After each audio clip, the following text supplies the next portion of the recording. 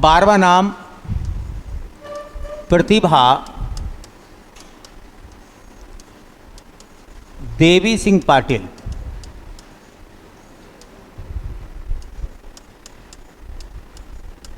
2007 तक एपीजे अब्दुल कलाम का नंबर आ गया था। 2007 में 5 साल और ऐड कर दो तो 2012 तक।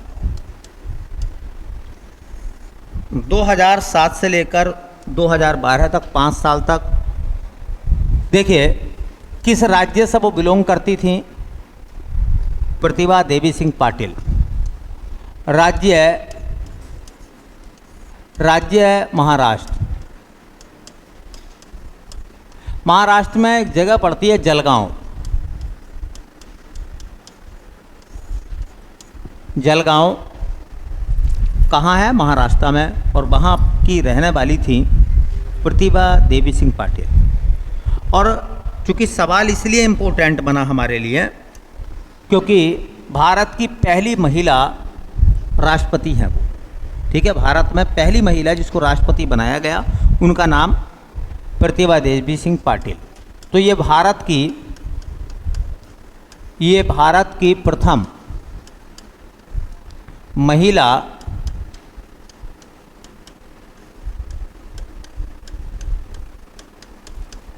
राष्ट्रपति हैं। तो कोई सवाल पूछेगा, भारत की पहली महिला राष्ट्रपति, नाम प्रतिभा देवी सिंह पाटिल। भारत के पहले दलित राष्ट्रपति के.आर. नारायण। भारत के पहले सिख राष्ट्रपति ज्ञानी जैल सिंह। भारत के पहले मुस्लिम राष्ट्रपति, बोलो,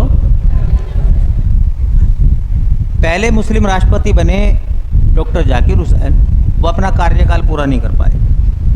देश में दूसरे राष्ट्रपति बने फखरुद्दीन अली अहमद, वो भी मुस्लिम थे, वो भी अपना कार्यकाल पूरा नहीं कर पाए। तो जब एपीजे अब्दुल कलाम ने राष्ट्रपति की शपथ ली तो बड़े बड़े अखबारों ने लिखा कि देश के तीसरे मुस्लिम राष्ट्रपति हैं, क्या ये अपना कार्यकाल पूरा कर पाएंगे?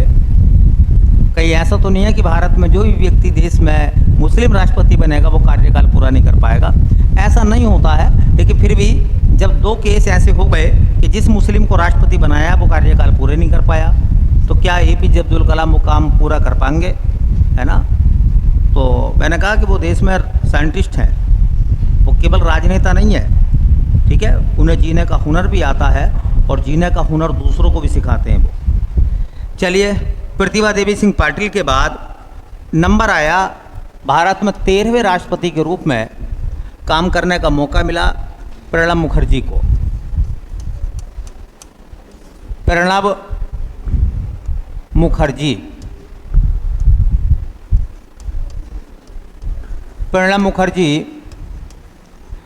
मुखर्जी देश में 13वें राष्ट्रपति रहे 2012 से लेकर 2017 तक। वो देश के राष्ट्रपति बने। देखिए, जिस राज्य से वो आते थे, राज्य है पश्चिमी बंगाल, बंगाली थे। और एक ज़िला पड़ता है बीरभूम। पश्चिमी बंगाल के बीरभूम ज़िले के रहने वाले थे और उन्होंने एक पुस्तक लिखी थी। ये पुस्तक पेपर में पूछी भी गई है। उसका नाम है the coalition years. The coalition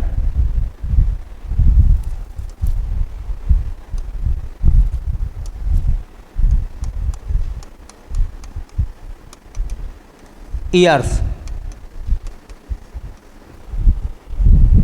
1996 से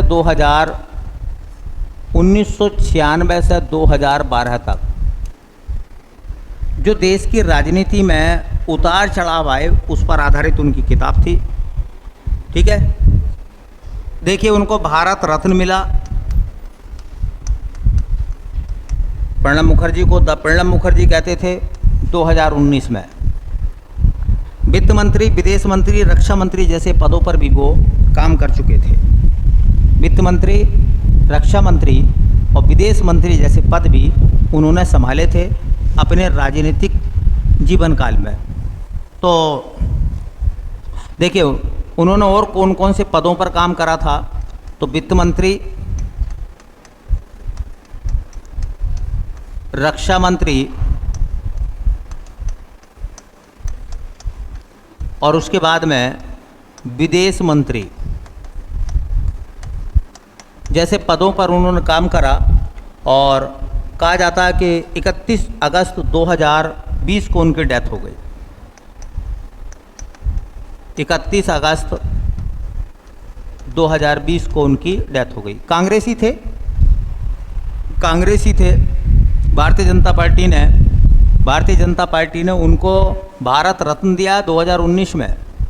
रिटायर हो गए हैं वो 2017 में, ठीक है। तो जब उनको भारत रत्न से नवाजा गया तो बहुत सारे कांग्रेसियों ने भी आरोप लगाया कि एपीजे प्रणब मुखर्जी जो हैं, हाँ, उनको भारत रत्न बीजेपी क्यों देना चाहती है, कहीं ऐसा तो नहीं बंगाल पर कब्जा करना चाहती है।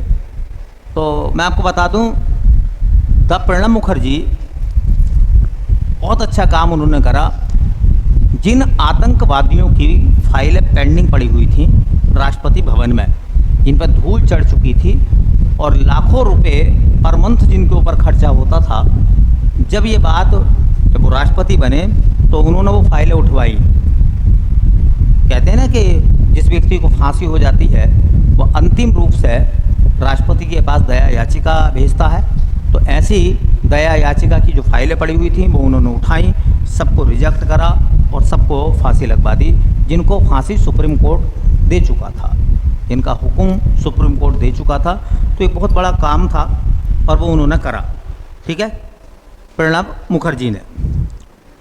देश में जब कोई व्यक्ति देश का राष्ट्रपति बनेगा वो किसी पार्टी से ताल्लुकात नहीं रखेगा। राष्ट्रपति पार्टी से सर्वोपरि हो जाता है, पार्टी से ऊपर हो जाता है, फिर वो देश और संविधान के बारे में सोचता, ठीक है। 14वां नंबर आया देश में राष्ट्रपति के रूप में काम करने का, नाम है रामनाथ कोविंद। रामनाथ कोविंद, हाँ जी, 2017 से कब तक, 2022 तक रहे हैं रामनाथ कोविंद। देखिए, जिस राज्य से बिलोंग करते हैं, उत्तर प्रदेश, और दूसरे दलित राष्ट्रपति थे। पहले दलित KR नारायण और दूसरे दलित रामनाथ कोविंद। तो ये देश के दूसरे दलित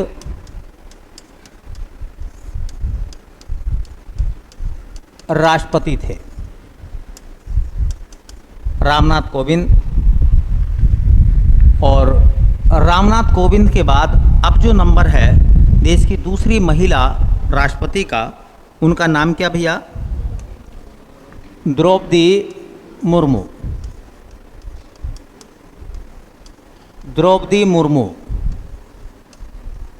और राष्ट्रपति बनी है वो 2022 से अब तक,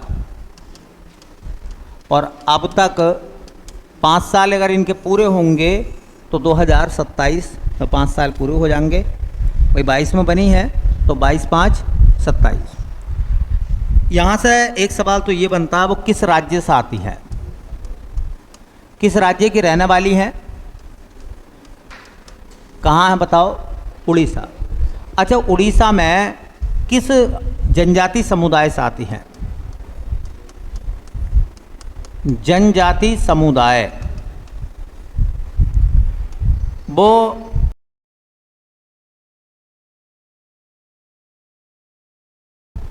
आदिवासी समुदाय से आती हैं।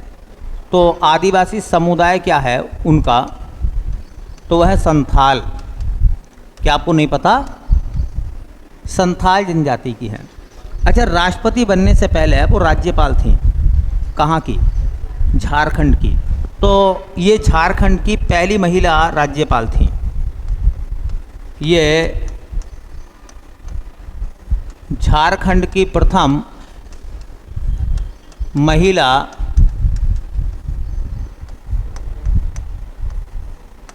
राज्यपाल थी और चूंकि 15वें नंबर की राष्ट्रपति बनी है और देश की पहली आदिवासी राष्ट्रपति हैं। कोई पहला एसटी कैंडिडेट, एससी नहीं एसटी कैंडिडेट जिसको राष्ट्रपति बनाया गया है। तो ये भारत की प्रथम आदिवासी, ये भारत की प्रथम आदिवासी, और मैं लिखता हूँ एसटी, जो शेड्यूल्ड ट्राइब्स होती हैं उनके बारे में। तो ये भारत की प्रथम आदिवासी राष्ट्रपति हैं।